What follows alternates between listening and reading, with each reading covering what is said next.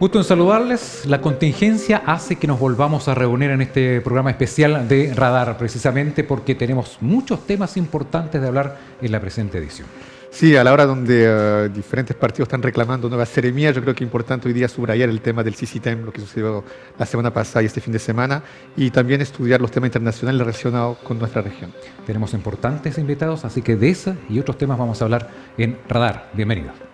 Antofagasta Televisión presenta a Cristian Zamorano, Javiera Fortune. Un espacio donde las voces de nuestra región analizan la política local. Esto es Radar.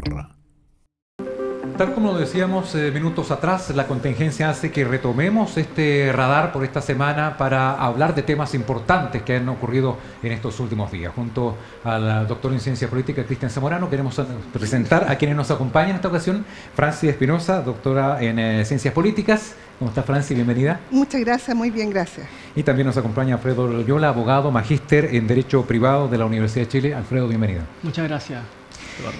Una semana, a fin de semana pasada, en los últimos días de la semana pasada, se abrió una denuncia, ¿ya? Y esto abre el primer tema de nuestro programa de hoy, que es la corrupción. ¿Cómo estamos parados frente al mundo? ¿Cómo estamos parados frente al contexto nacional en cuanto a corrupción, siendo que tenemos varios casos en este último tiempo? Mira, yo creo que últimamente la ciudad y región de Antofagasta se ha hecho famosa, si tomamos el marco de los 4 últimos años. La ciudad de Antofagasta ha salido muchas veces a la palestra nacional por temas justamente relacionados con la corrupción, otro tipo de, si no de delito, de maniobras bastante sospechosas en cuanto al manejo de fondos públicos y que siempre concierne partidos políticos. Podemos citar, y si no tenemos algunas imágenes, porque yo quisiera subrayar que siempre es portada nacional. El último caso fue el caso del convenio. Tuvimos también el caso de los contratos de las empresas con las empresas Express. Tuvimos el caso de la toma VIP, que también está relacionado con la construcción de una casa por parte de militantes del Partido Socialista en el sur de la ciudad. Y hoy día sale el caso CICITEM. Quisiera preguntarle, ¿qué piensa usted de aquello? ¿Es una coincidencia? Acá podemos observar un modus operandi. ¿Cómo usted se declararía en su opinión acerca de esta seguida de casos que conciernen específicamente la región de Antofagasta? Primero que todo habría que señalar que hace un par de años el diario El País comenta, digamos, la situación de corrupción que estaba bajo la alfombra y un poco, yo diría irónicamente, en el fondo plantea que Chile se creía distinto al resto de los países de la región de América Latina y frente a eso, digamos, era algo que a los chilenos, chilenas no nos tocaba, el tema de la corrupción. Entonces, más que en este caso que el diario El País haya, digamos, desatado alguna polémica, más bien visibilizó una dinámica que también estaba ocurriendo en nuestro país y en este caso no podíamos dar la prueba de la blancura, eso es lo primero. En segundo lugar, el caso de CICITEM, yo lo recuerdo hace tiempo ya, recuerdo a Sebastián Quinzán que me había comentado algo, también Cristian Zamorano, Andrés Espinosa me había pedido, una opinión, pero en realidad yo tenía pocos antecedentes. Y yo siento que un poco se genera lo que señala mi madre, que tanto el cántaro al agua que se rompe, ¿no? Correcto. Y ahí yo creo que hay varias aristas en términos de, en temas políticos. En primer lugar, podríamos decir de qué manera, hay varias columnas que yo he hablado del Estado como botín, o sea, de qué manera, porque lo preocupante, en el fondo es que son dineros públicos, claro, y cómo los dineros públicos, se constituyen a través de organizaciones, ¿no? De distinta índole, fundaciones, etcétera, y en esas, en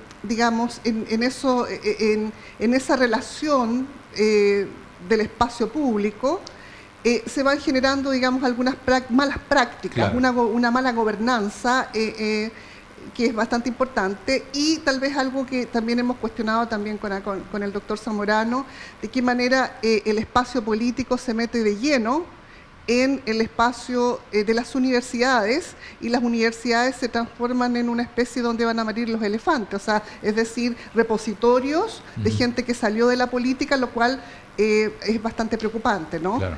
Y por otra parte, uno también visualiza ahí que quienes lideran estas entidades son gente que no tiene experticia en el ámbito investigativo y académico, y aquí nos pudiésemos cuestionar eso, o sea, también nos pudiésemos cuestionar que a lo mejor quien dirige el hospital regional, ¿por qué tendría que ser un médico y no a lo mejor un management, alguien que, digamos, que entienda el gerenciamiento del Estado? Administrador. Claro, exacto, entonces pudiésemos cuestionarnos eso. Pero lo preocupante es que se ha transformado en una práctica el hecho de quienes dirigen estas instituciones tienen algún nexo político, y lo que un poco, para darle el pase a Alfredo, y un poco se transforma esto en lo que Carlos Peña llama el exceso de confianza subjetiva. Carlos Peña utiliza a Max Weber para decir que en Europa, por ejemplo, las instituciones se han ido un poco parapetando en términos, digamos, de objetividad, en términos de fiscalización, por ejemplo. Entonces no puede ser que cercanos, por ejemplo, a uno participen en estas organizaciones o entidades, o no puede ser, digamos, que todo sea a través de trato directo. O sea, claro, tiene que haber algún compromiso societal en términos de una relación más objetiva entre el Estado y, en este caso, la sociedad. Alfredo. Sí, respecto a eso, es sumamente, bueno, en primer lugar, hemos visto una seguidilla, como ustedes mencionaron, ¿cierto?, de actos de corrupción que hemos podido ver ya desde, con el caso, ¿cierto?, efectivamente de la toma VIP, ¿cierto?, donde estuvo involucrado acá una candidata senadora ya por el Partido Socialista. Hemos podido ver también el caso de lo que ocurrió por el otro lado de la vereda política, ¿cierto?, el intendente Edgar Blanco, que estuvo vinculado con este subsecretario asunto, de Minería, ¿eh? Claro, que estuvo involucrado con este asunto de que se licitaron los contratos, ¿cierto?, en este caso, donde ahí podría haber cierto conflicto de interés. En su momento se denunció, o también el caso del funcionario, ¿cierto?, que era de la Subsecretaría de Prevención del Delito, ¿cierto? Entonces, acá estamos viendo un problema generalizado, ¿cierto?, y que no podemos nosotros acá parcelarlo solamente en un sector político. Estamos hablando de un problema generalizado, ¿ya?, en la política. El tema acá va en lo siguiente, y esto es lo que yo acá quiero focalizarme. El punto acá no va en analizar los casos puntuales. Nosotros tenemos que acá tal vez enfrentar, para efectos de confrontar los problemas de corrupción, al sistema mismo. Porque el problema acá está en los sistemas. ¿En qué sentido? De que si bien, por ejemplo, nosotros tenemos una robusta ley, ¿cierto?, de probidad, la 19.880, ¿cierto?, sobre probidad, en este caso los funcionarios de la Administración del Estado, aún así quedan flancos donde precisamente en este caso el funcionario público o el jefe a cargo de un servicio se puede, en este caso, tal vez aprovechar del vacío legal para poder, en este caso, hacer un mal uso de los servicios públicos, ¿cierto?, aprovechándose, en este caso, de los fondos. Nosotros podemos contar con estas situaciones porque, si bien la ley en este caso siempre requiere una constante modernización, considerando en este caso el avance de los tiempos, es sumamente necesario en este caso que exista reglas claras, que exista en este caso una mayor fiscalización, mayor en este caso dotación, en este caso de facultades. ¿A qué me refiero yo? Por ejemplo, la gran problemática que existe en este caso, que ha existido en este caso con el GORE, ¿cierto?, ha sido, ¿por qué? Porque se le destina mucho dinero a un solo cargo, ¿cierto? Entonces, ¿Cómo es eso, Alfredo? Que en este caso este es un nuevo cargo que se nombró, ¿cierto?, el gobernador regional. Sí. ¿Ya? Entonces, en este caso, él ahora asume todo lo que tiene que ver con la distribución, sí, respecto al plan de desarrollo regional. Sí. Entonces, es la billetera de la región. Es la billetera de la región, efectivamente. No. Y eso a nivel regional, a nivel local, en este caso el alcalde. Sí. Pero esto todavía está en modernización, estamos recién partiendo con esto, y hemos visto una seguidilla de casos, no solamente en este caso en la región de Antofagasta, lo hemos visto en la región de la Araucanía y lo vimos nosotros en el proceso de elecciones. ¿Te refieres al caso Procultura? Por ejemplo, ¿cierto? Entonces ha estado en constante cuestionamiento. ¿Por qué? Porque estamos recién partiendo con esto, en este caso con esta ley que designó a los gobernadores regionales, y por lo mismo, frente a eso es necesario que existan mayor control. mayor control, mayor fiscalización respecto a estos casos puntuales. Por otro lado, hay ciertos asuntos donde efectivamente se da una manga ancha a ciertos cargos en cuanto a la flexibilidad, por ejemplo, en lo que respecta a la transparencia y a la seguridad, en este caso, por ejemplo, los contratos administrativos. Entonces, es súper importante en este caso que existan reglas claras y que exista, por así decirlo, reglas más estrictas para que se liciten, en este caso, los servicios, los suministros públicos. Entonces, sumamente importante en este caso fijar las reglas claras, y esos vacíos al final se aprovechan en los cargos. Francis me decía minutos atrás que los chilenos nos creemos de que la corrupción no es parte nuestra. ¿Ya? Organismos internacionales como el Índice de Percepción de la Corrupción señalan con color verde a Chile, ¿ya? Que tiene poca corrupción en relación a la vecindad. ¿Ya? Es un dato, el último dato que existe del año 2022, ¿ya? Estamos en 2025. ¿Puede en 3 años haber cambiado eso o lo otro? ¿Qué hacemos nosotros para mantenernos en esa posición? Porque si yo miro esto a simple vista digo, wow, si aquí hay corrupción, ¿cómo está la vecindad si está en rojo? Sí, bueno, efectivamente nosotros no podríamos dar la prueba de la blancura en primer lugar, pero seguramente debemos ser, uno de los países que tenga más confianza objetiva en términos del resto, digamos, de los países que uno los ve incluso con una perspectiva peyorativamente bananero. O sea, una política bananera, digamos, pareciera ser que no es tan cercana, porque acá pareciera ser que las instituciones, o es así, todavía funcionan. Claro.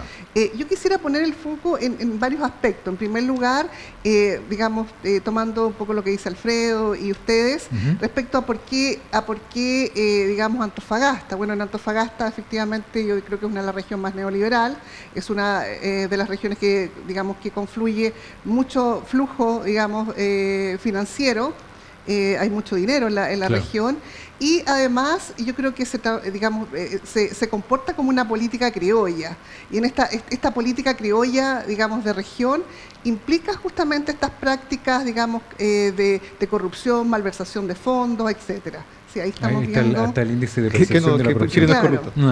Bueno, por otra parte, la idea del par-Estado, es decir, dado que el Estado no puede, en el fondo, transformarse en lo que dice Mariana Mazzucato, en un Estado emprendedor que asimismo no solamente entregue recursos, sino que sea, digamos, capaz de invertir y generar, digamos, tiene que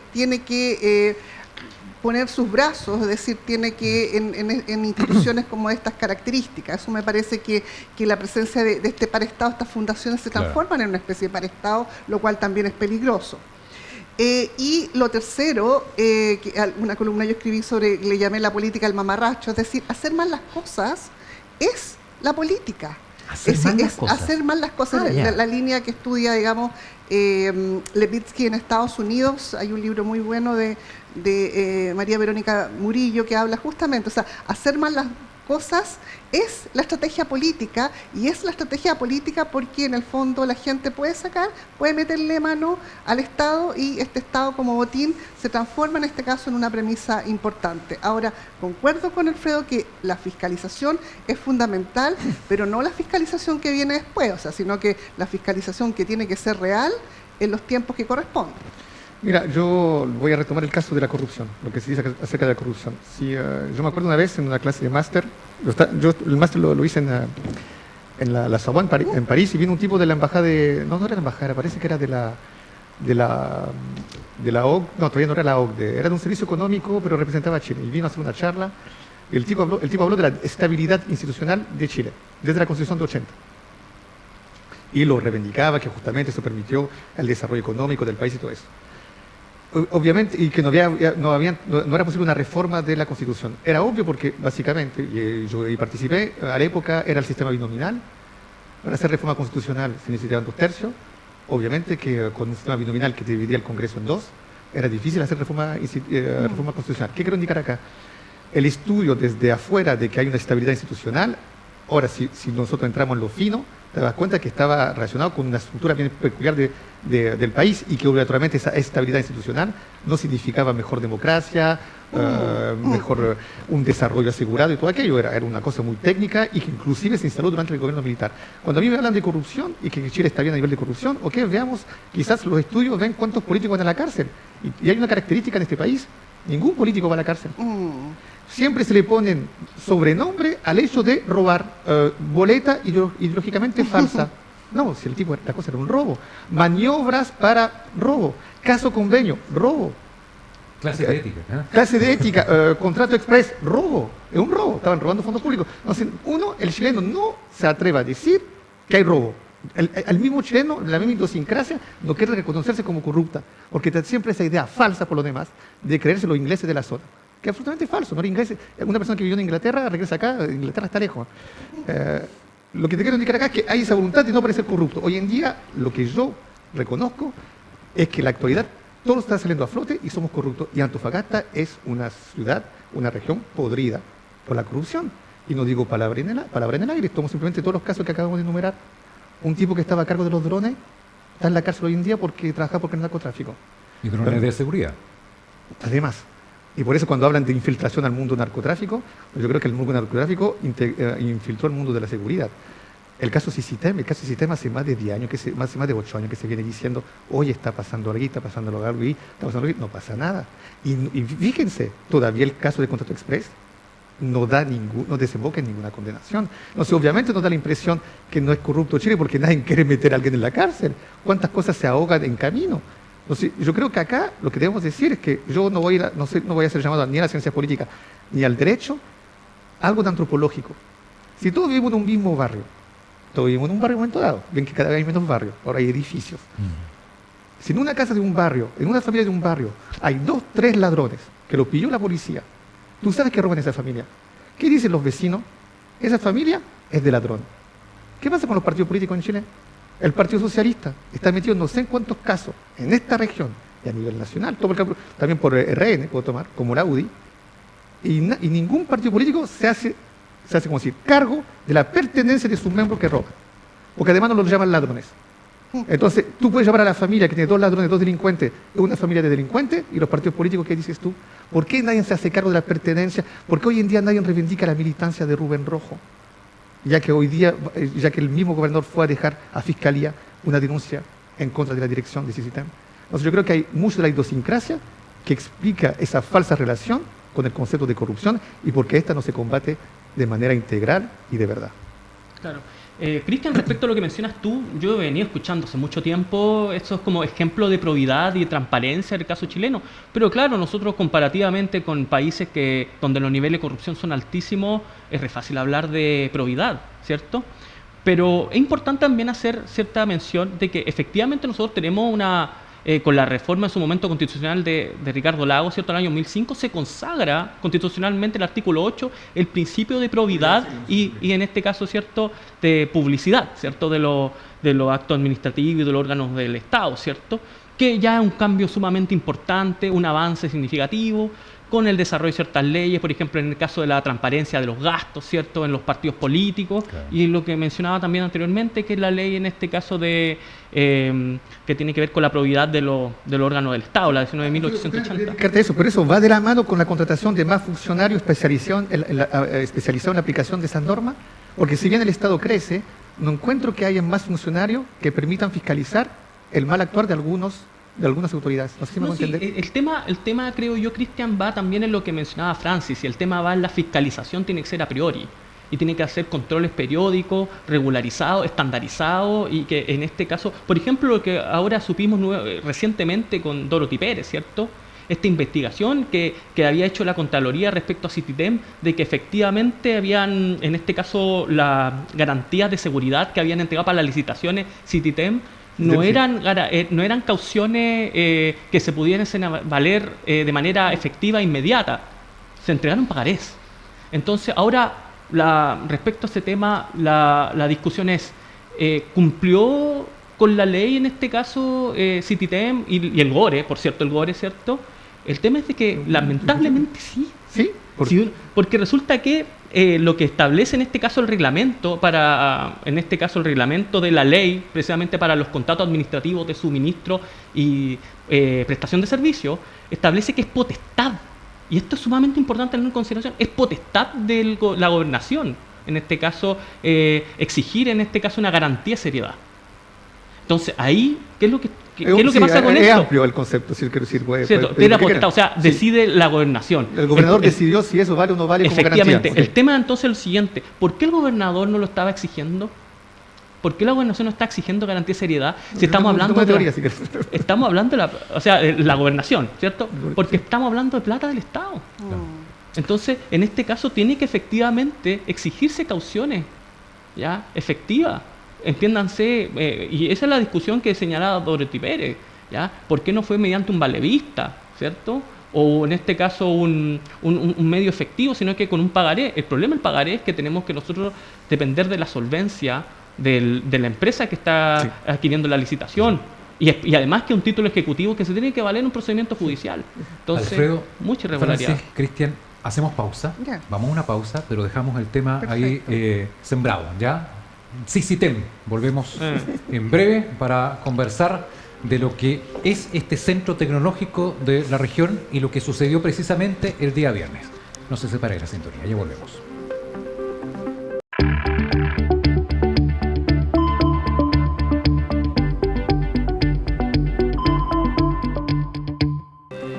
Ya estamos de vuelta con ustedes, gracias por permanecer ahí.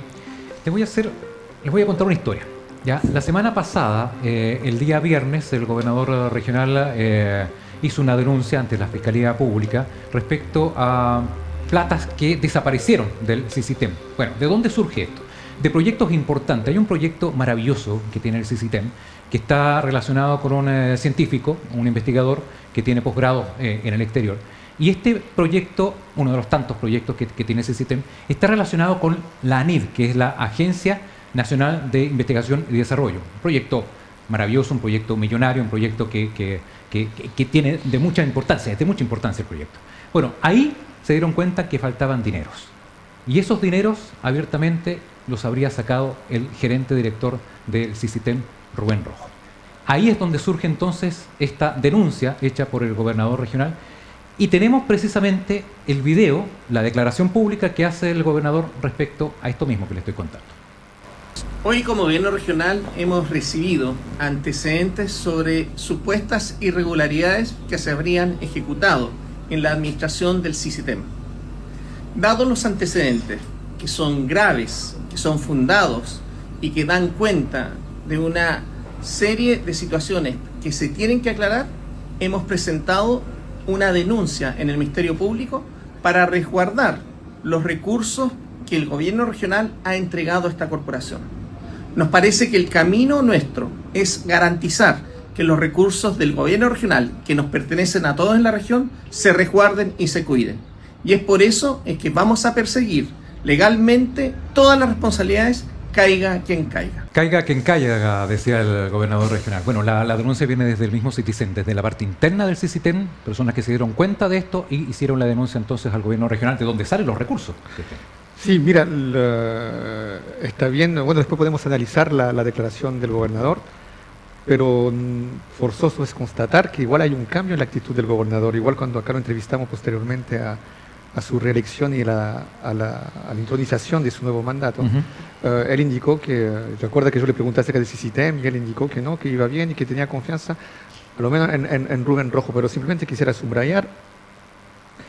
Yo hace más de un año, bueno, ya habías empezado en la dirección de prensa acá, yo había realizado una columna donde además retomaba algo que había dicho 1 año y medio, 2 años antes, acerca del CICITEM, claro, donde yo indicaba que igual ya había algo de llamativo en el manejo de ese centro de investigación, y de hecho el Mercurio a la época ya había denunciado algunos hechos, y no sé si podemos ver el video, pero ya hay un antecedente lo reitero, de hace más de 3 años, y se volvió a mencionar hace 1 año. ¿De qué fecha es este video? El que vamos es del año pasado, de marzo del año pasado. Marzo del año pasado. Vamos a ver.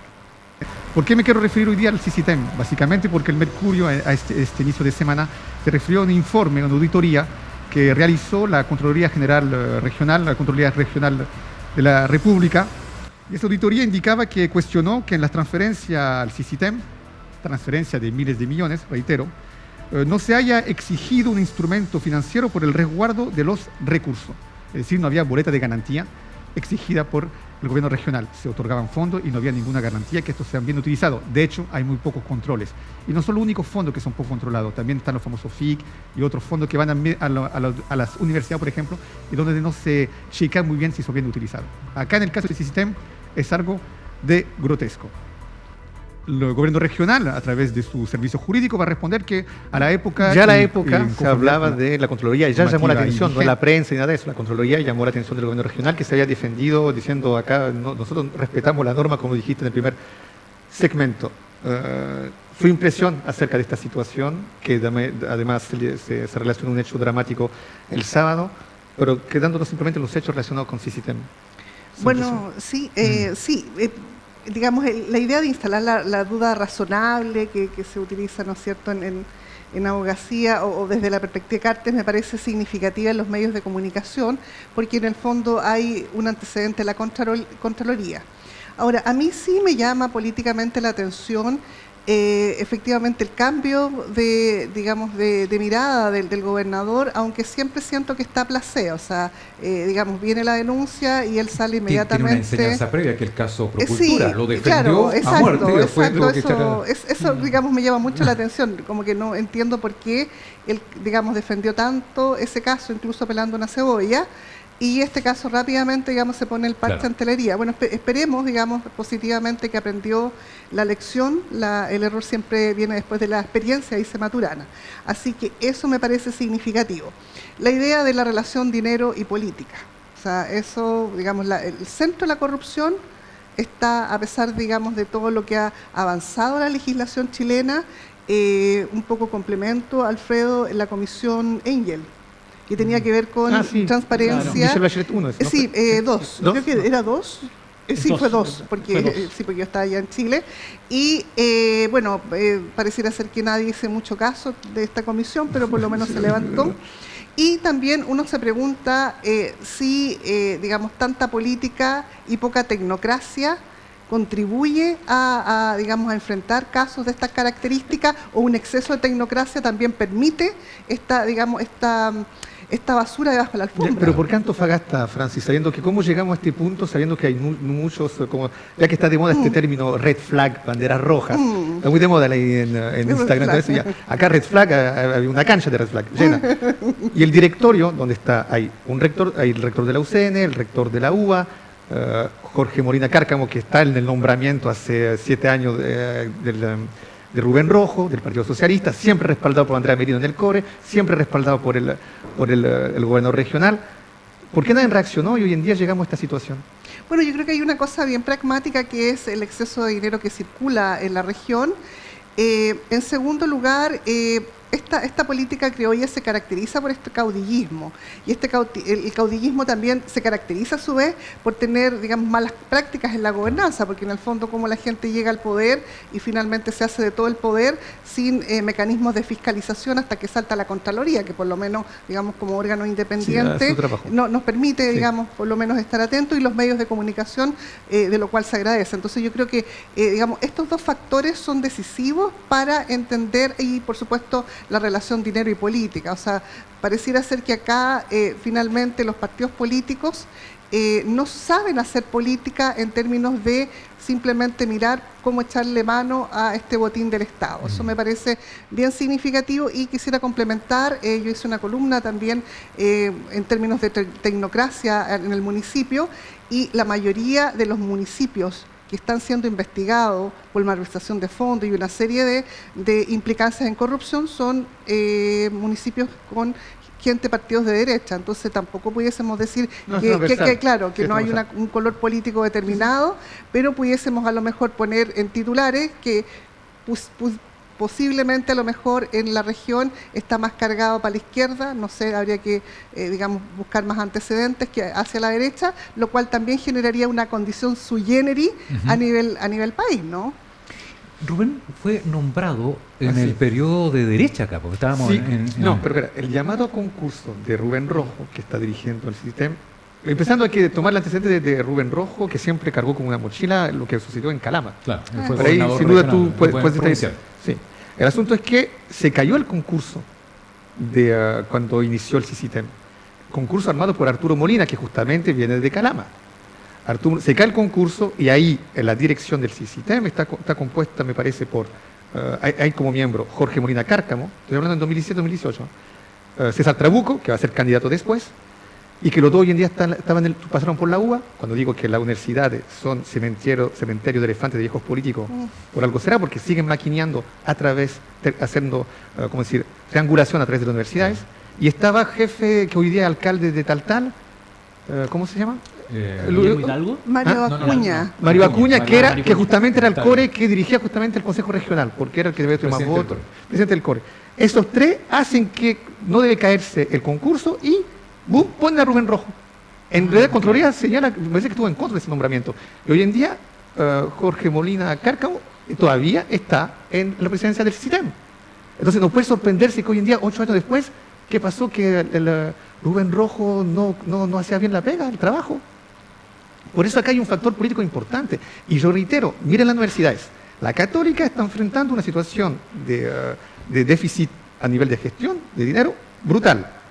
La UBA, la Universidad de Antofagasta, estatal, que la U de Chile, toda una historia, nuestra identidad, 30.000 millones de deuda y una deuda sistémica que va creciendo todos los años. Últimamente también conoció dificultades con una toma que duró más de un mes. Ellos hacen parte, los dos rectores, del directorio del CICITEM. Y también está la Asociación Industrial de Antofagasta, el presidente de la Asociación Industrial de Antofagasta, Clúster Minero, todo aquello. ¿Cómo nadie frenó a esto lo que está haciendo con el CICITEM? No sé, poco confianza tengo yo en el Instituto de Energía Limpia, poca confianza tengo yo en el Instituto del Litio, poca confianza tengo en cualquier proyecto que involucra fondos públicos, si están los mismos actores. Y por eso yo quiero relacionar a Antofagasta. Antofagasta es un pueblo que recibe cifra extraeconómica. Es decir, no tiene ningún parangón de comparación con otras regiones. En realidad, todo el mundo se conoce acá y tú ves que son siempre el mismo mundillo que reaparece en todos los casos. Hay que destacar que aquí el problema no es de los científicos, de los investigadores, ¿ah? El problema es de quienes administran esto. O sea, los investigadores acá... Me da la impresión que es víctima más bien del tipo concernido acá. Perfecto, y respecto a eso, efectivamente, en estos sectores nosotros nos encontramos con estos círculos, ¿cierto?, donde al final estas redes hacen de las suyas, precisamente cuando tienen estos altos cargos, y sobre todo en este caso nuestra región, que efectivamente acá circula mucho dinero, nos encontramos con estas situaciones, ¿cierto? Y por otro lado, recuerdo lo que hemos conversado, el asunto de la transversalidad. Yo creo que este asunto es transversal en cuanto a los colores políticos, ¿ya? Y yo creo que a nivel regional, sea el gobierno que se encuentre, ¿cierto? Ya nos encontramos con situaciones de irregularidad, ¿ya?, independiente de los sectores políticos. Hay un asunto que también es sumamente importante mencionar. Yo creo que también respecto a las leyes, ¿ya?, precisamente es ahí donde está el problema, encuentro yo. Precisamente en la falta de rigurosidad, en la responsabilidad de los cargos públicos. ¿A qué me refiero? Por ejemplo, en el caso precisamente de los suministros, en los contratos administrativos, la responsabilidad que deben incurrir en los altos cargos tiene que ser responsabilidades más estrictas en estos aspectos. Que exista, por una parte, ya está bien, la fiscalización de la Contraloría, perfecto, pero respecto a las atribuciones de los cargos deben existir, para efectos de las licitaciones, mayor responsabilidad. Y eso implica, por ejemplo, lo que mencionamos sobre el tema del nombramiento de cargo o lo que tiene que ver con las licitaciones. Y ahí debe existir mayor fiscalización en lo que respecta precisamente a la transparencia de los cargos en estos casos. ¿Por qué? Porque nosotros hemos visto en los distintos poderes del Estado diferentes problemas. Un ejemplo, por ejemplo, voy a hablar de un ejemplo nacional, lo que ocurrió con esta notaría, ¿cierto?, donde la hermana, si no me equivoco, del diputado Raúl Leiva, ¿ya?, en su momento fue escogida como notario, y eso que ella fue titulada de abogada el año 2020. Sí. O sea, estamos hablando de que apenas tiene 4 años, muy poca experiencia, y sin embargo fue escogida como notario, y lo cual a muchos nos parece insólito. Entonces, ese ejemplo, ¿ya?, y que de hecho con la respuesta del gobierno fue de que se siguió el conducto regular. Entonces, el tema es de que nosotros vemos que efectivamente dicen, se siguió un conducto regular, pero ahí viene esa famosa frase de que esto fue discrecional, pero no arbitrario. Sí. Entonces, ¿dónde está la transparencia, por una parte? Y hay un asunto también respecto a otro aspecto también que involucra con lo que hemos visto sobre las fundaciones. ¿Cómo se forma una fundación? Ahora formar una fundación es mucho más simple de lo que era años antes. Sí. Ahora es sumamente simple formar una fundación. Y es precisamente donde echa la ley, echa la trampa. Hemos visto cómo en los casos, por ejemplo, lo que pasó con Camila Polisi en Concepción, con lo que pasó en este caso con Democracia Viva, en el caso de nuestra región. No hemos visto precisamente estos problemas, precisamente porque la ley es laxa en estas materias. Sí, entonces, lo que subrayó Eduardo, quedemos con el caso de CICITEM. Cuando, si bien el concurso fue ayudado para que sea nombrado Rubén Rojo en ese cargo, fue por gente de la concertación, pues que tenemos el mundo de la concertación, Trabuco, César Trabuco, Jorge Molina, el alcalde de tal, y Arturo Molina, de Muerte Cristiano. ¿Y estaba intendente Díaz? Y después ellos se reúnen con Marco Antonio Díaz, y ahí se valida ese nombramiento después que se haya caído el concurso. Ahí hay 4 años con un gobierno de derecha. Y ahí, con quien Rubén Rojo va a dialogar mucho, de hecho dialogaron, yo fui testigo de aquello cuando empezó Ricardo Díaz esta pasada, con Marcos Luza, jefe de gabinete de la parlamentaria, la senadora Paulina Núñez. Y ahí hubo una articulación porque gente de derecha terminó trabajando en el CICITEM. ¿Qué de que nos indicará? Justamente, no es tanto el personaje, lo que, a momento de la justicia va a tener que hacer su trabajo. Pero es como lo que pasó con Lava Jato en Brasil, y que hubo un documentario en Netflix, no me acuerdo cómo se llamaba, que en realidad acá hay toda una mecánica que es transversal. Es transversal, en la región, no sirve nada mirar Santiago. Y acá, con este caso, si se investiga de verdad, si se mete fiscalía, si verifica los WhatsApp, porque también no olvidemos que la core Andrea Merino siempre apoyó a Rubén Rojo. Si uno hace una investigación acá, yo creo que se va a dar cuenta de la mecánica que existe y de la plata, del dinero, yo creo que los montos que acá se han robado, básicamente, son enormes.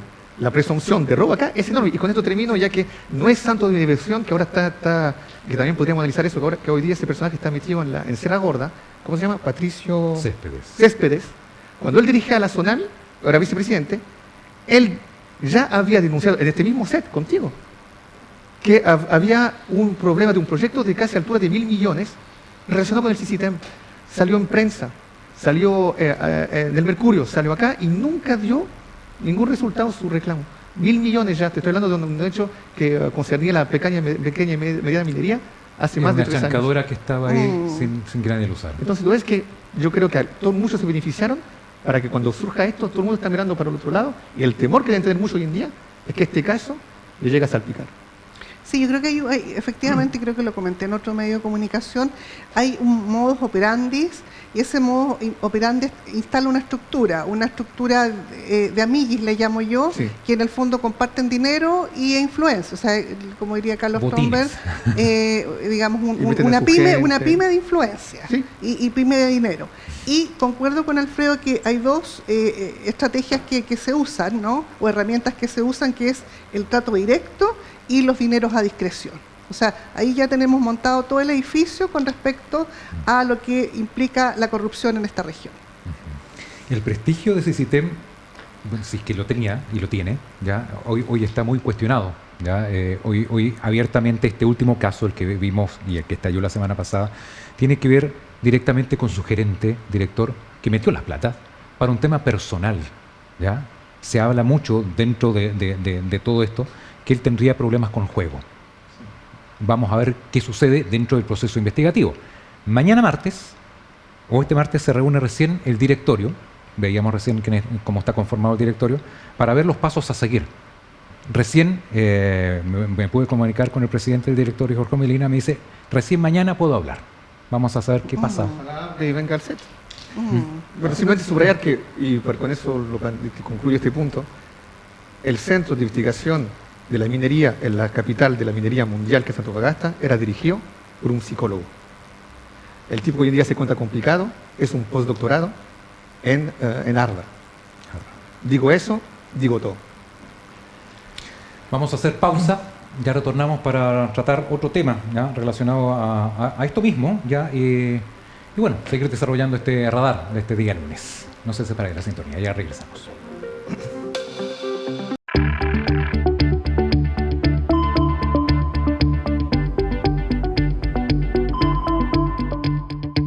Ya estamos de vuelta con ustedes para este tercer bloque de Radar, un radar especial en esta semana donde la contingencia amerita que hiciéramos este programa.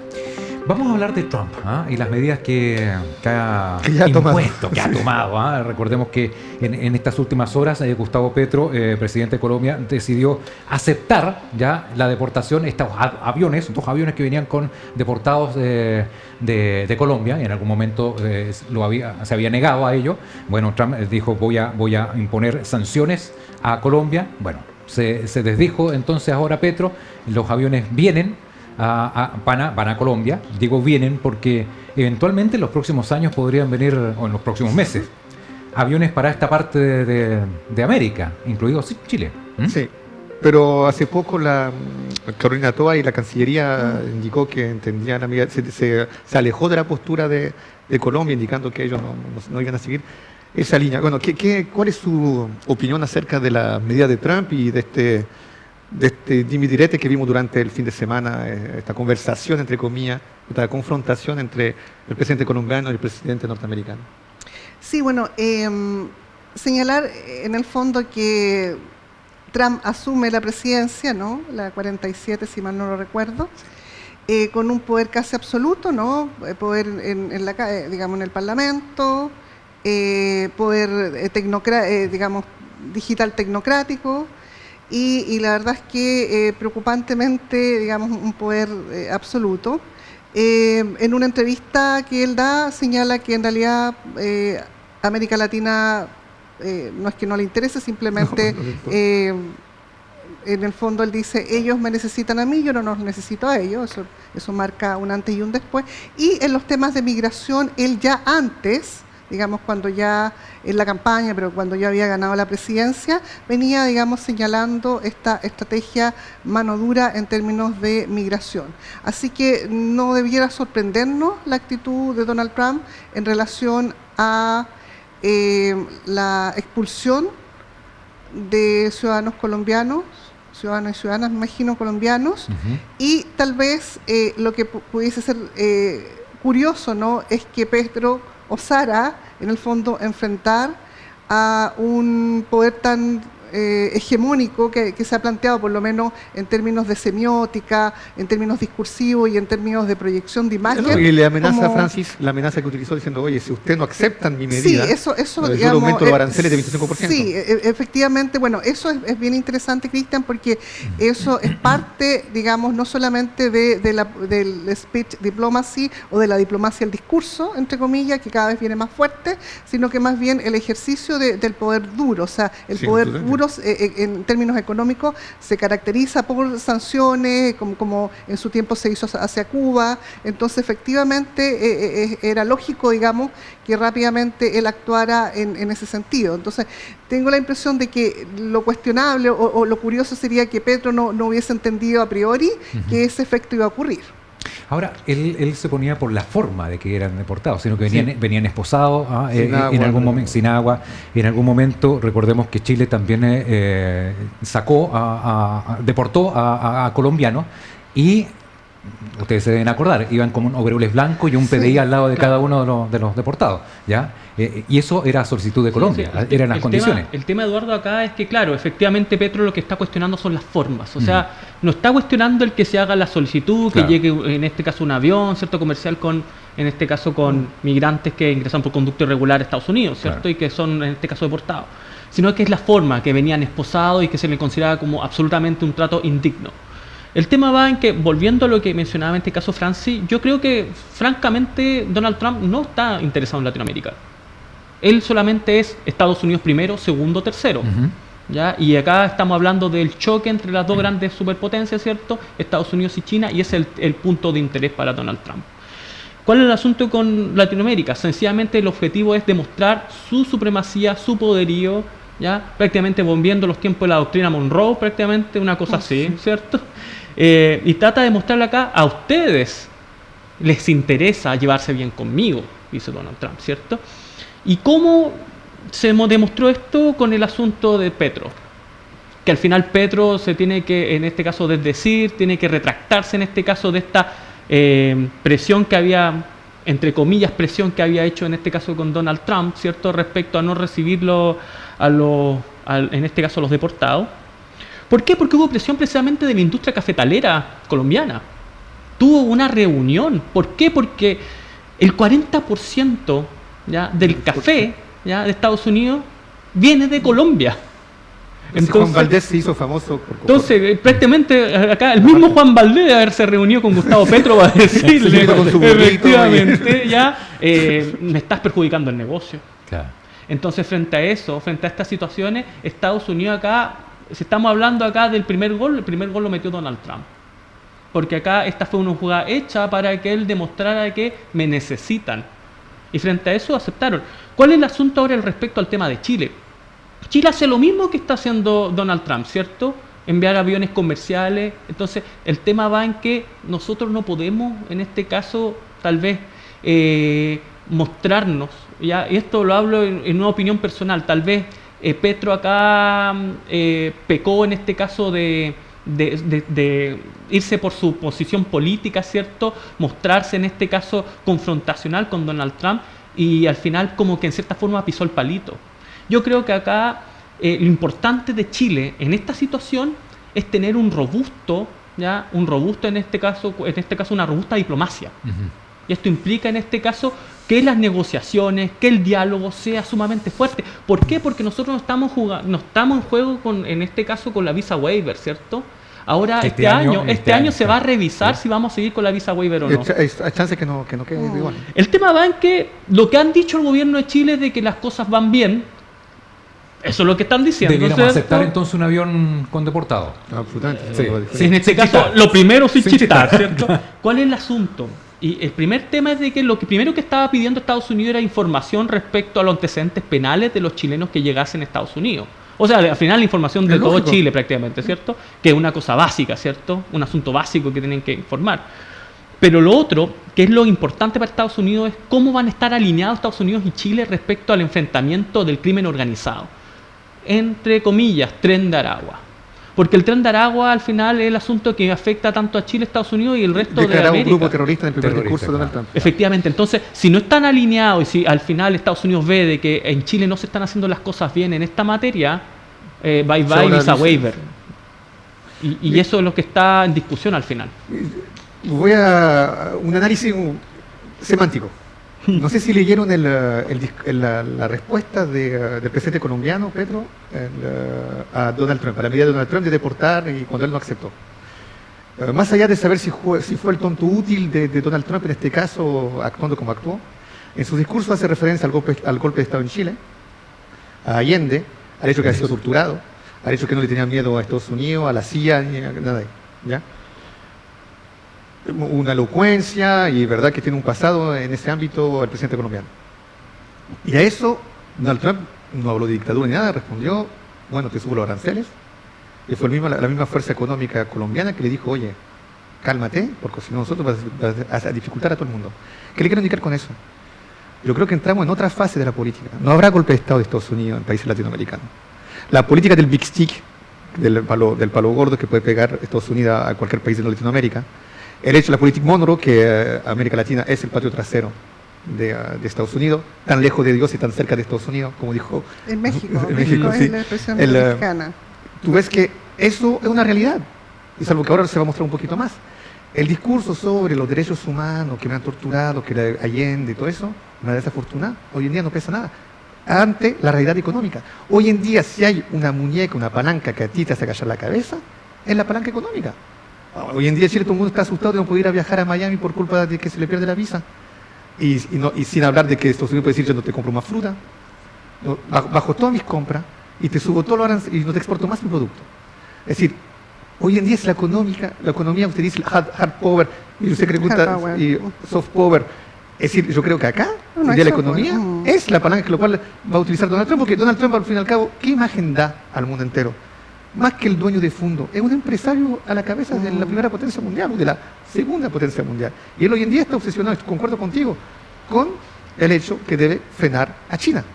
Y va a ver cómo cerrar con Estados Unidos, va a ver cómo gestiona Israel, pero sobre todo lo que está preocupado es de que China no le gane terreno a nivel comercial. Y yo creo que por ahí va esa actitud y esa muestra de fuerza a través de la palanca económica. Sí, yo quisiera agregar algunos aspectos importantes. En primer lugar, un 46% de dependencia económica de América Latina con Estados Unidos. Yo no estoy de acuerdo con Alfredo. Yo creo que Donald Trump sí mira a América Latina con la necesidad, digamos, de frenar el efecto China. Sí. Entonces rápidamente manda a un embajador, nombra a un embajador en Chile. O sea, pasamos mucho tiempo sin embajador. Teníamos un embajador así, pero mucho tiempo, casi 4 años sin embajador, él rápidamente lo nombra. Ahora, ¿qué época en relaciones internacionales estamos viendo con Donald Trump? O estamos viviendo, lo escribió en una columna, lo que se denomina la no existencia de un alineamiento no activo, es decir, ya no podemos estar entre dos bandas, o nos quedamos con China o nos quedamos con Estados Unidos. Entonces, yo creo que eso, efectivamente, la política exterior nuestra tiene que entenderlo y generar una política difícil en un país intermedio, dice Boris Yopo Herrera, pero yo creo que es una potencia pequeña. Para Pakistán es una potencia y se terminó eso de la tercera vía, eso también ya se terminó, esa época ya fue.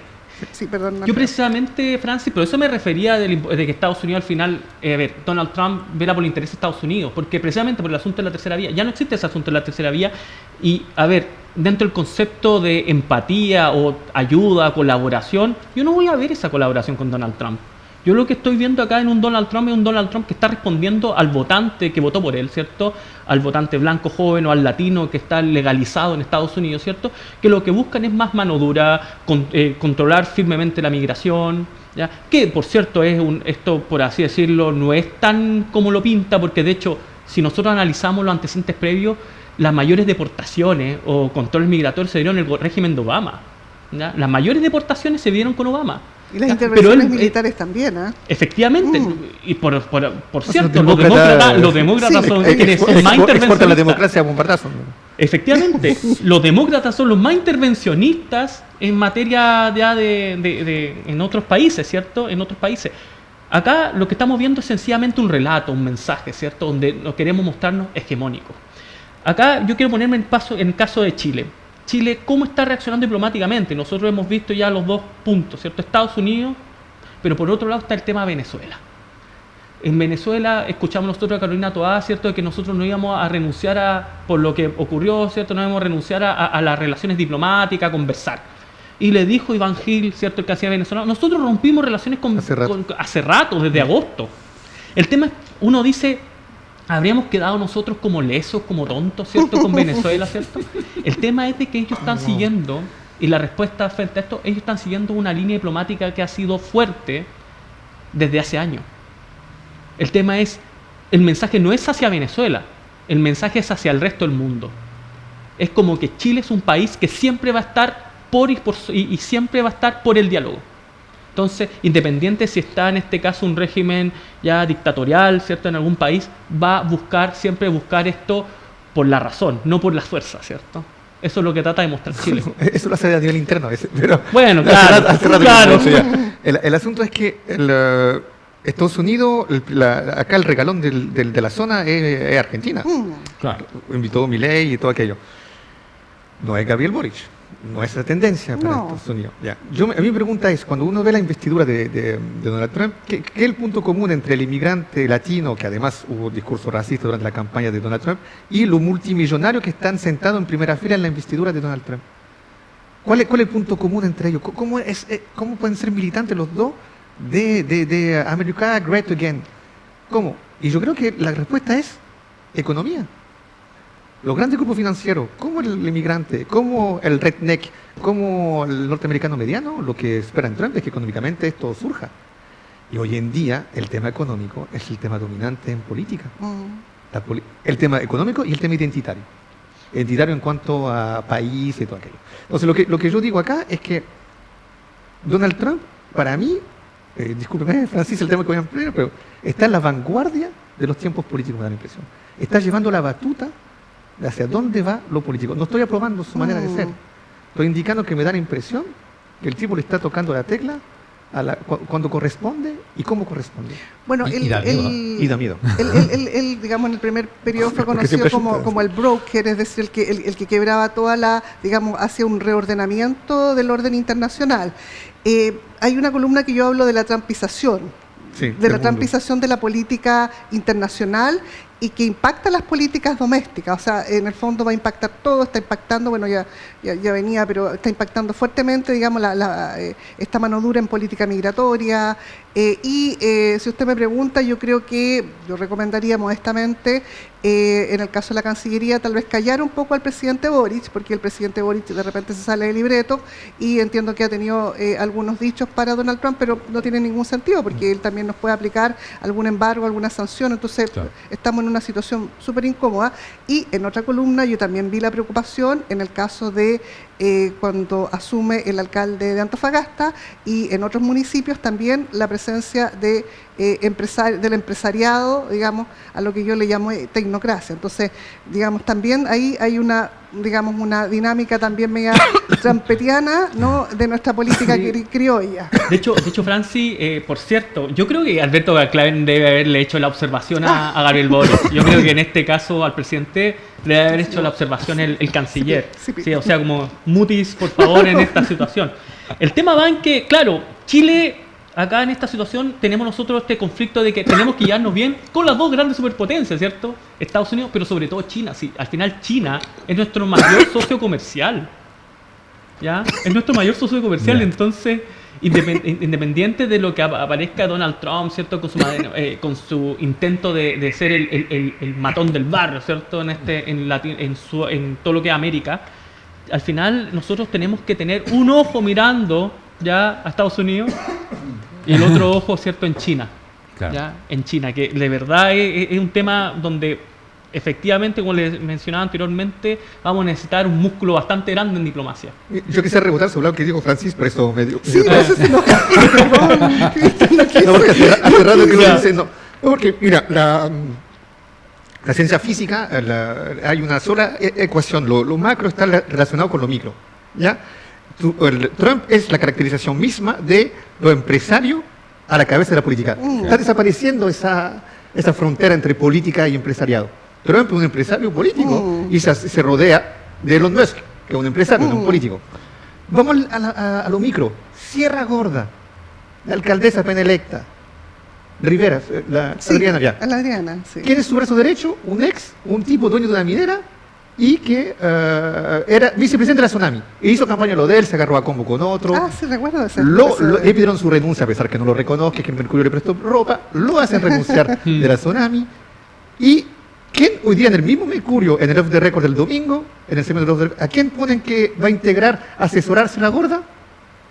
Carlos Clausen, el abogado empresario. ¿Y quién está allá dentro de Sierra Gorda? Un hijo de un asociado de él en Jardín del Sur, en la escuela del ICE.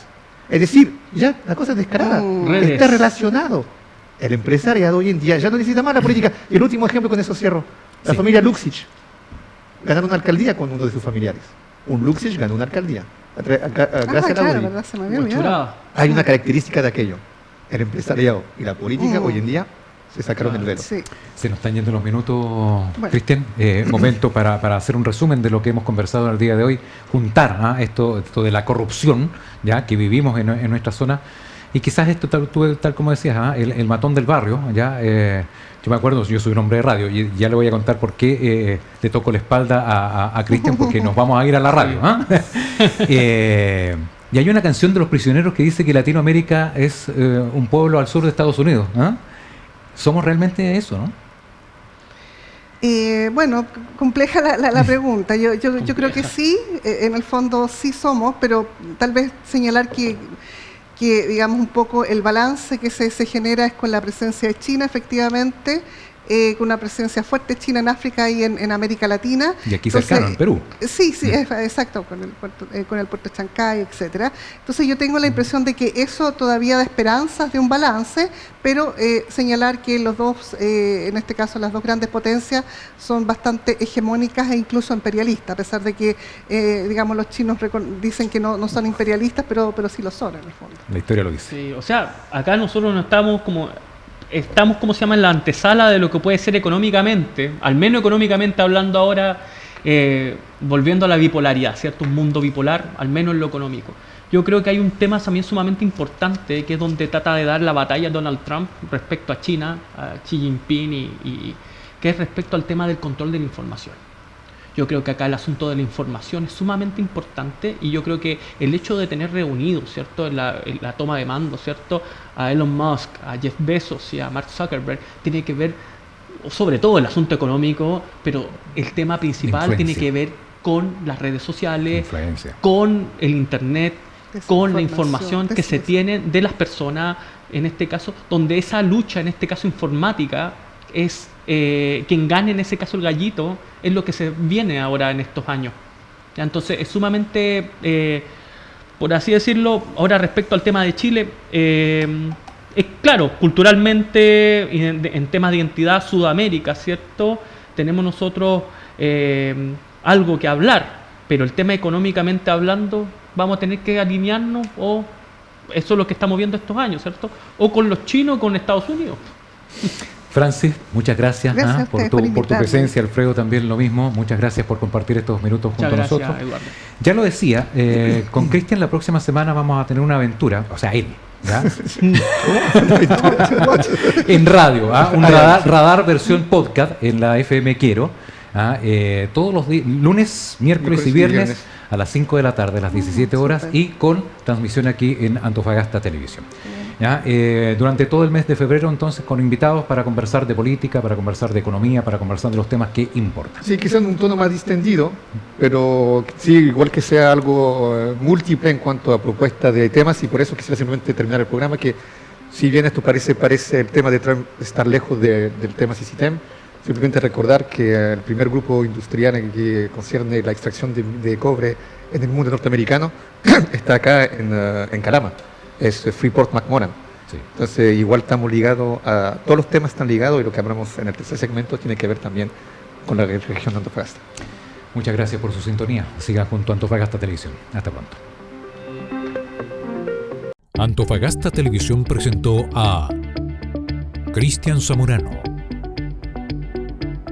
Javiera Fortune. Un espacio donde las voces de nuestra región analizaron la política local. Esto fue Radar.